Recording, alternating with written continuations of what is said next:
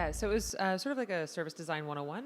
Okay. It was called Introduction to Service Design Thinking and Doing, which is modeled after the two publications, sort of This is Service Design Thinking and This is Service Design Doing, Okay. Mark Stickdorn and his co-authors, which are co-editors.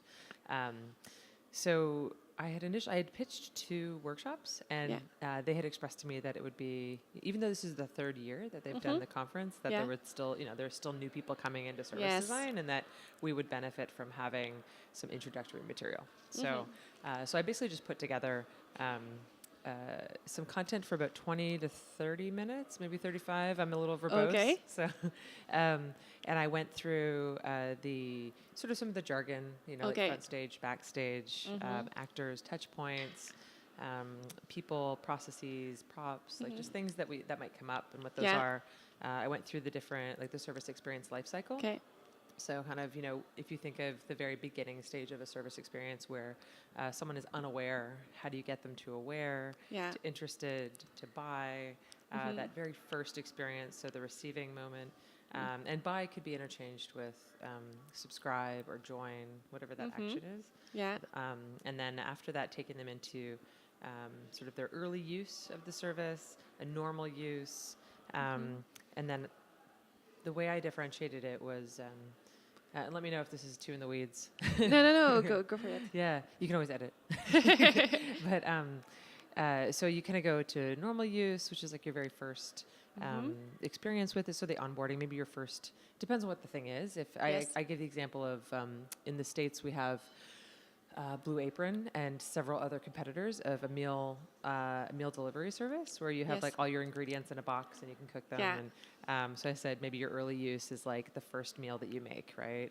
And then normal use would be like maybe you've been doing it for a couple months and maybe you get 1 or 2 meals delivered a week. And then I had a circle that kind of went beyond normal, and that said that this was enhanced use, which maybe means you get Monday through Friday, and you're getting a meal every day. Yeah. And then extended use would be you're a loyal user. So you've kind of had the service for maybe a year now, maybe a year and a half, 2 years, whatever it might be. And then I explained a couple of negative scenarios where, you now have a dietary restriction and you have a gluten intolerance, let's say, and this particular company doesn't have gluten-free options, so now you have to leave the service, or you reconsider leaving the service, or let's say the service made a big error last time they delivered your box, and they gave you the wrong meal, and it happened 1 or 2 or 3 times, and now you're reconsidering, and so you either downgrade or you leave. And so I kind of walked them through sort of like the end-to-end life cycle. Yes. And then I also went through the different methods and tools that we can use and explained just some of the mindset and what it takes to be a service designer and sort of some fundamentals. Like what it takes to be a service designer. Like. Oh, you're asking? Yes, I am asking what it takes, because we have a lots of different kind of designers, and for some people it can be, you have UX design, you have graphic design, you have service design, you have product design, and what is the difference for having a service designer? What is the particularity of this person? Yeah, so it's interesting, right? Because I came from product design, but before that I came from communication strategy and marketing and like social science research. So I always had like the researcher passion that was sort of in my toolkit. I studied humanities and social sciences in school, but as folks that are getting into service design, there are a couple graduate programs coming up now. Mostly in the UK, there's a couple that are great. The UK has always been really fantastic with having very specific graduate programs that are like very practical and applied. But you don't often see folks coming to service design with an undergrad or a master's in service design. Some people come from industrial design, some people come from product design, or they'll come from HCI, or they'll have, like, I actually think one of the best service designers that I found are folks that come from either a business analytics background or who understand business strategy, so like change management and sort of that experience, as well as anthropologists, sociologists, psychologists.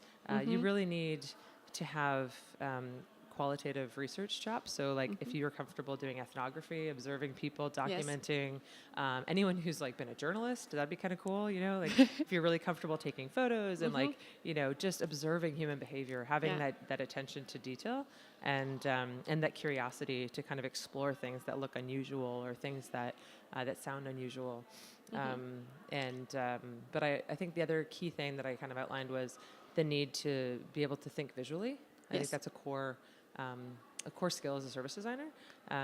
You know, if you're explaining something that's very complex, to be able to naturally want to visualize that and to figure out like what is the right fidelity that I visualize this based on the audience I'm explaining it to. Yes. As well as being comfortable with people. I mean, service experience is inherently about humans and the human touch points. Yeah. So I think you have to have a certain degree of comfort interacting with people, communicating, moderating interviews, research, conversations. Also, in my career, I've done a lot of education and mentorship and workshops and facilitation. And so I think that's another core part of it. And building relationships, because it's such a nascent field. Yes. I spend a lot of time educating people about what service design is, creating presentations, meeting with stakeholders, trying to bring them on board and build alignment with like a very cross-functional group of folks, trying to get investment, trying to demonstrate value. So it's a little different in that you're not looking at the touch point through an interface. You're looking at this touch point that we're like, and how is value exchanged through this human touch point? And if you map an end-to-end experience, you'll see a variety of touch points that include both digital and non-digital. Yeah. And so you don't have to be able to design the digital experiences anymore, but you have to be able to partner with folks who can do that and build a collaborative working relationship with them. But then you're there to try to do the research to understand the human touch points and visualize for sort of like a seamless, cohesive journey. So anyway, all kinds of things. How can we achieve this kind of work? Do you have some methods, some tools that can be very helpful for somebody that wants to go in service design, where maybe is not like you were saying, you were a product designer before. So how can we make the switch? So I was telling people yesterday, I got lucky. Part lucky, but part deliberate. So I worked at Capital One in Washington, D.C., and I made the decision to accept the offer there when I heard that they had acquired Adaptive Path.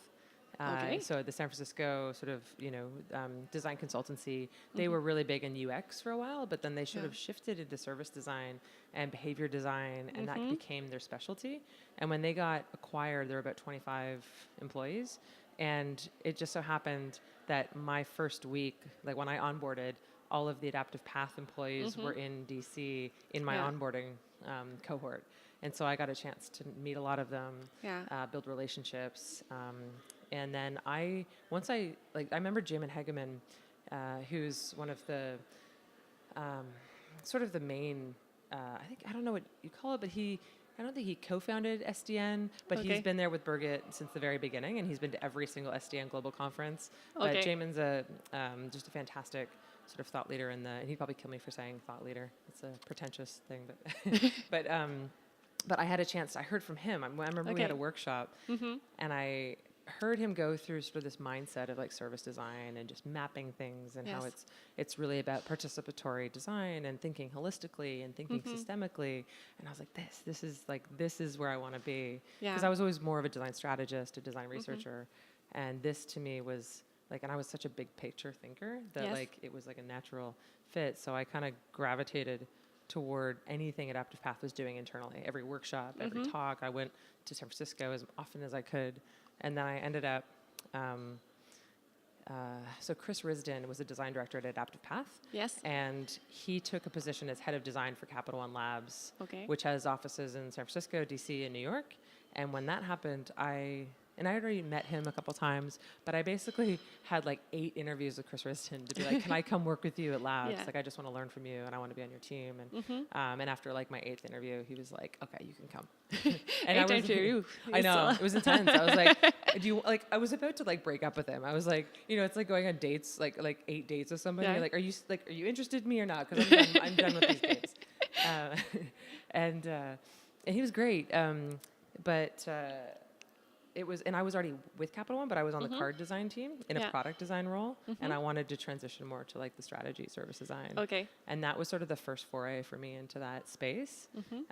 So for anyone kind of looking to get into service design, I think it's like immerse yourself, find people who are doing it, ask to shadow them, go to workshops, conferences, just start learning. Like I was really just almost like inserting myself into the community, and I just started like absorbing it, and then I started applying it in my work and speaking about it, and then I ended up getting recruited to go to Fannie Mae to help build their service design practice. And I was like, I felt, the whole imposter syndrome of like, really, like why me? There's, but it was a fantastic experience. So.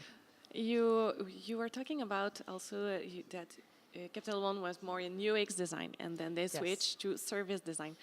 What is the difference for you between UX design and service design? Because a lot of people ask that is the same thing because we use maybe the same tools. We're using ethnography, but there's a difference. I think so. Yeah. Well, so this is very topical. So at Shopify, where I am now, my role is within a user experience team. So I work on Shopify Plus, which is a business line for like enterprise sort of customers, and I report into like the UX director. And when that first happened, I had this like coming into Shopify, I was like, oh, you're a little antiquated. Like I can't believe you still call yourselves UX and that you have a UX field. Yeah. I just felt like it didn't resonate with me.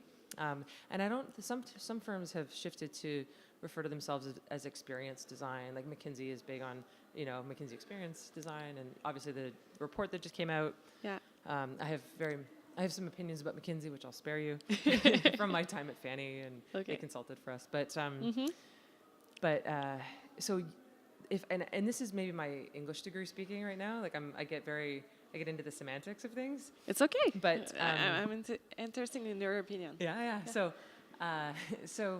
if I think of the subjectivity of a user, right? So let's think of you as an example. Okay. Yeah. So there are many different ways I could describe who you are based on the context of your experience, based on what you're doing in that moment, and what that is, what you're doing, and what that's in relation to.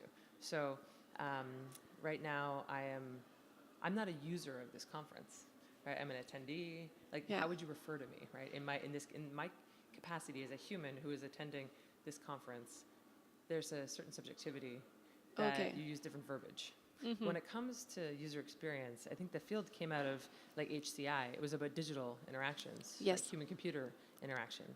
And we so like Don Norman, the design of everyday things, like I do attribute user experience, I think, to Don Norman. I think he actually coined the term. Yeah. And I think of it as when you refer to someone who is using an application or using a phone or using a computer or a mouse or a keyboard, like that's completing a task. Yes. Yeah.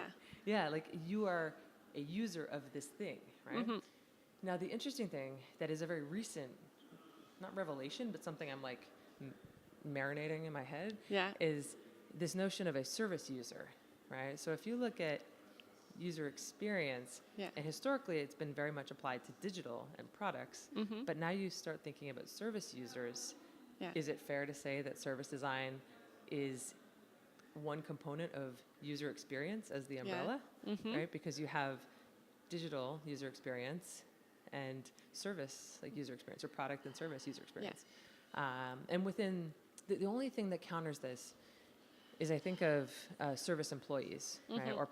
Or so you've got your frontline or your front stage service employees and your backstage service employees, and then you have your partner service employees. And nowhere in there do you say user. But if you're thinking, let's say you're designing an expense tool for your employees, or even you're implementing Salesforce within your organization, and that's a tool that your frontline staff need to use to enter information. Yeah, they become a service user of an internal tool. Yes, but if you're researching the impact of their understanding of Salesforce on their ability to drive a better customer experience, you have a lot of subjects going on. Yeah. And so I don't know. I'm the jury is still out for me on like how I think of UX in relation to service design now. If you had asked me 6, 8, 10 months ago, I would have probably had a very like strong opinion about they're very different. UX is antiquated. It's product design. brand design, service design, content design. Yeah. You know, and I still think those are discrete disciplines. Mm-hmm. But I don't know. I think we have to be very open-minded and flexible and not get so hung up on the semantics. Yeah. Yeah, because the line is not that clear, and maybe it's dependent of the context where it's what is take place. Yeah. Yeah. Yeah, yeah. And who are you designing for? Yeah. And what, like, if I'm Uber and I'm designing an experience for a rider versus a driver, right? As a driver, they're a user of a different application, like a different Uber app experience than the rider's Uber app experience. Yeah. But they're both users, but they're users in different contexts. So anyway, for different products. Yeah.